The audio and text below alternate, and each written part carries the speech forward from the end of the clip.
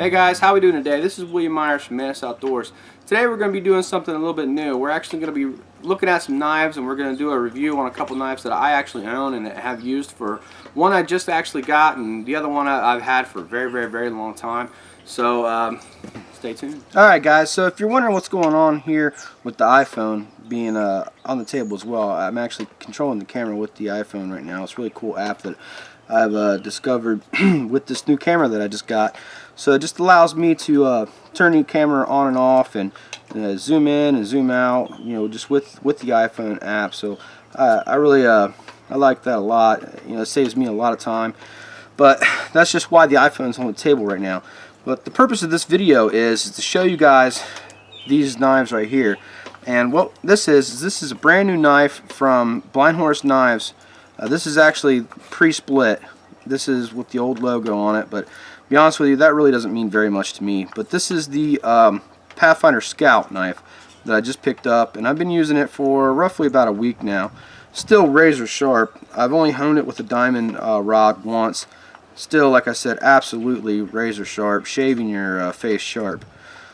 This knife, from end to end on the handle, I believe is 5 3/4 inch. Don't quote me on these. I'm going from memory here. And then the blade surface itself is 5 1/4. It's a very beefy blade, really nice. And the spine width is 5/32. Like I said, I might be off just by a little bit there, but like I said, I'm just going by memory here. The reason why I picked up this blade, as all you guys know, if you guys watch my videos, is that I've had the Pathfinder PLS K1 for many years. And this knife has served me very well. I don't go anywhere without it. This is what I would call my main knife. And it's really good for chopping wood. It's really good for batoning. I wouldn't say chopping wood, I guess. For going through wood, batoning, the scanty grind on it is absolutely amazing, and I've had no problems with this knife ever. So why would I switch to the Pathfinder Scout? Well, the Pathfinder Scout, the edge on it is a flat. That's a flat grind. Well, actually, it's it's a saber grind, but the actual grind, the blade surface, is a flat grind that goes into like a modified scanty grind, and that's just more conducive, in my opinion, for some of the finer, more detailed work than a scanty grind is. That's going to, you know, I find with the big fat scanty grinds that it's hard to get into certain places for real fine detail work like notchings and things like that. It's not like it's not doable. It's just with this grind, it's a lot better. So let me get this up into the camera so you guys can see it a little bit better.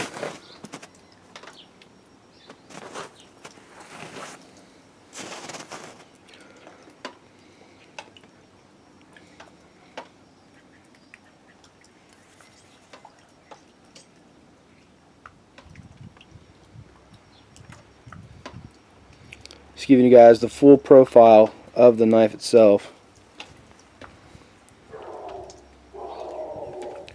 We're going to do some random testing with this knife and show you guys how it runs on, you know, cedar and birch and things like that. We got some river birch, but the handle to this knife is absolutely amazing. You know, this just like, it's a little bit beefier than my PLS K1. It's a little bit wider as well, but I love that handle, the grip to that really just fits my hand like a glove, you know, and I'm able to do some real powerful carving with it, and I'm also able to, you know, loosen my grip up a little bit and do some real light, you know, feather sticks and get some real good curls off of it, and for notchings and things like that, you know, figure 4 deadfall traps and things like that. This knife is an absolute wood hog as well, and that's one of the things that the PLS K1 is.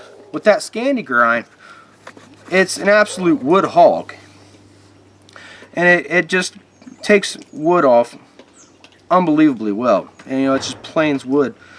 You couldn't ask for a better knife. You know, there's pluses and minuses to both of these knives. So I just, you know, depending on what I'm going out to go do is what I'll choose to carry. But I think I'm going to be carrying the Scout a little bit more. But I just definitely wanted to show you both of these knives side by side so you can see the differences between the two. Now, the PLSK1, this is, like I said, my knife that I've been using and taking care of for many years now. And you know, I do blade maintenance, and I buff my blade, and I use, you know, stropping compounds and stuff like that to true up the edges and things like that. So, you know, if you see that this is shinier than this, is because I really haven't done very much to this. You know, I haven't. There's nothing that needs to be done with it, but there's nothing that needs to be done with this. But like I said, you know, every now and then when this blade needs it, I'll put some buffy compound on it. That's why this is shinier than this. But it's the same steel. Both of these are the exact same steel, O1 tool steel, which is a very, very good steel for bushcraft. The only thing about it is that it doesn't retain its edge like stainless steel, but it's easier to sharpen than stainless steel. So there's pluses and minuses to both of those knives. Okay, the Scout has an absolute 90-degree edge on it, and that's really conducive for, you know, saving my edge as far as, you know, scraping cedar bark and, you know, processing certain plant matters down and things like that. And you could almost cut with that edge. I mean, it is really, really sharp as far as that edge goes. I mean, it's not only good for striking a ferro rod. There's so many things that spine is going to do for you. Like I said, the handles are absolutely great in my opinion. They're a little bit more beefier than the PLSK1 handles, as you can see, a little bit longer as well. So I mean, I wouldn't exactly use this knife for chopping, but maybe for some like if I'm making a bow drill spindle and I got a knot that needs to be taken out, I can kind of choke down on that and get that knot out. I do that a lot. You know, you don't need an axe for something like that. You can just use your knife and just hack that knot off. That's the only reason why I would chop with a blade like this. You know, these aren't made for like chopping V notches in wood and stuff like that. You know, if you need to do something like that, get a machete or an axe. Okay, so as far as the sheath goes for this Scout, I just got the basic sheath for this right now because, as you guys probably would guess, my buddy Adam Cantrell from Voyager Leatherwork is, as we speak right now, very hard at work making me a sheath just like my PLSK1 sheath. And if he's watching this right now, get back to work. No, I'm just kidding. He's a really good guy. If you guys ever have the chance to deal with Adam, he's an absolutely amazing guy and an amazing leather worker. But yeah, like I said, he's going to be making me a sheath just like my PLSK1 sheath. So that's why I just got the regular basic sheath that goes with this. I didn't get the Kydex one because it's more expensive, and I knew I was replacing the sheath anyways. So let's go ahead and put this knife through its paces and see what's going on with it. Alright, well, I guess we'll start out with this piece of birch, and it's been out here for a while, so it's pretty frozen. We'll see what happens. I've had this knife, like I said, for about a week. I've been using it for a week with absolutely no problem, so just get it on camera, show you guys how the knife batons and slices and things like that.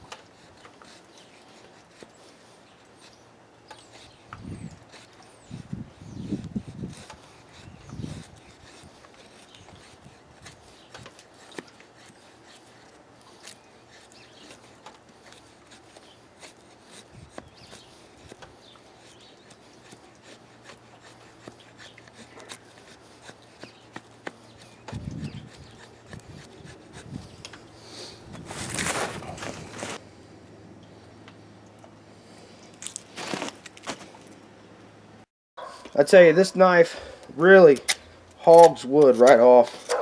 You know, if I'm planing wood out for like a fireboard, you know, getting that real flat, straight edge that I want for a bow drill set, or just the real fine, minute stuff like making curls for a feather stick.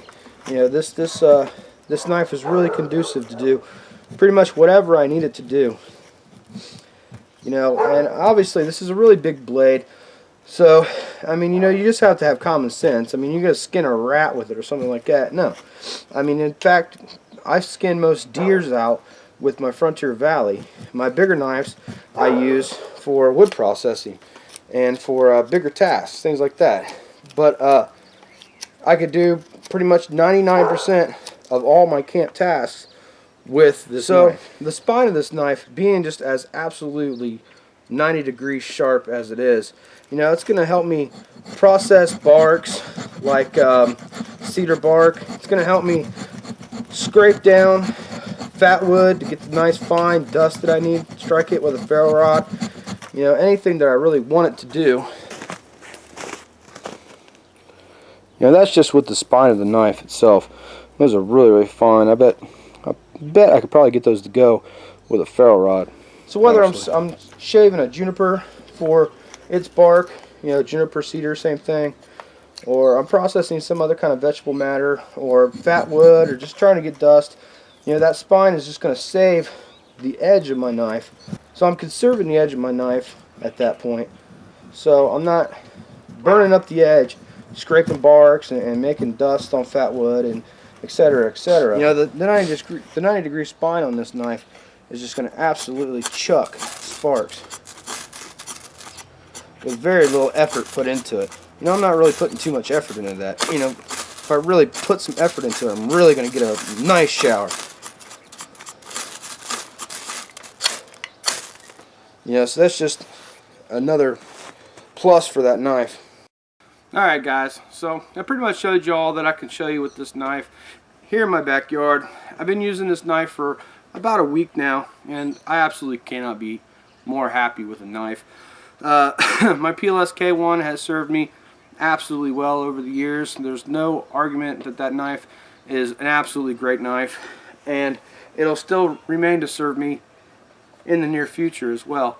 But this is just another option for me.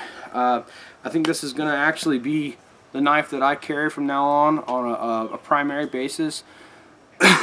Doesn't mean that I'm going to just throw my PLS K1 in a drawer and never use it again.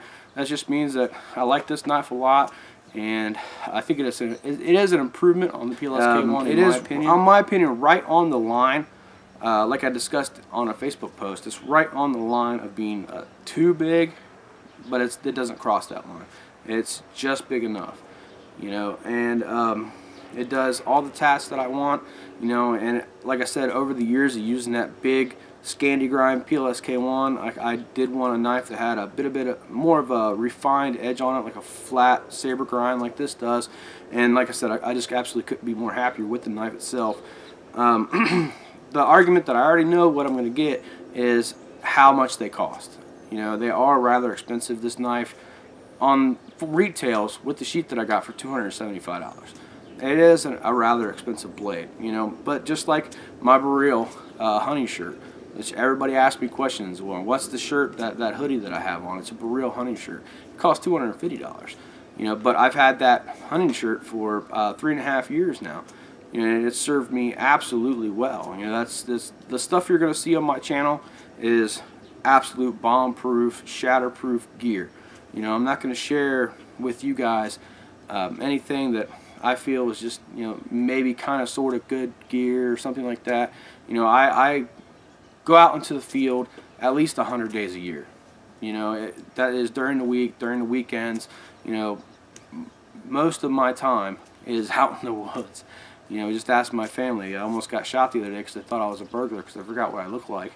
But that's neither here nor there. So I need, for my use, the use that I put on tools, I need it to be absolute bomb-proof. I need it to work when I need it, and I need it not to break when I need it the most. You know, if so I'm going to go for the more expensive gear. You know, if you, not to say that you don't frequent the woods a lot, but you know, if you're going for a week trip out of the year, or you know, you go once every now and then out to the weekend, you know, to the forest, you know, you can kind of do the cheaper charades and you know, the Kershaws and things like that. You know, but when you freak the woods like I do, and you teach classes and you go to different states, to different woods that you might not be the most experienced in, you know, you need your equipment to work when you need it to work. You know, you cannot have that stuff failing on you when it matters the most, especially in the middle of a class. That would be quite embarrassing to me, you know. And I've seen a lot of knives break. I've seen saws break in my classes, Kershaws snap in my classes. Pretty much you name it, I've seen it break. You know, as far as K-bars, Beckers, I have seen Beckers break in my classes. Chris prepared my 101. Yes, I have seen Beckers break. Being batoned with probably the first half-inch tip snapped off. That was in one of my classes. So, you know, I go with gear that I can sit there and pound on all day long, all year long, and it's not even going to flinch at me. And that gear means you're going to spend a little bit more money. But, you know, you're going to hand that gear down to your children, and possibly they're going to hand that gear down to their children with a story behind it. This was your great-grandpa's. This was your grandpa's. This was my father's. You know, that's the kind of forward thinking that you got to think of when you're buying gear that you have a doubt on. Like, oh man, do I really need this $500 wool blanket? You know, buy the best wool blanket you can. Do I really need this $275 knife? Depends on how you're going to use it, and how long you're going to use it, and how many times you're going to use it. Do you want your kids to have it? Do you want their kids to have it? You know, that's my mentality when I buy things. That, well, at least that's what I tell the wife when I say, hey, I'm about to spend $300 on a knife. You know, but that's neither here nor there as well. But you know, what I'm basically trying to get at is bomb-proof gear is going to cost you money. If you want it to last, you're going to spend a lot of money on it. So, in closing, this has been William Myers with Mantis Outdoors. Hope you enjoyed this video, and if you did, I really appreciate it if you click subscribe. Liking my video helps me out a ton. I appreciate all your comments, views, and support. Hopefully, we'll see you out in the woods.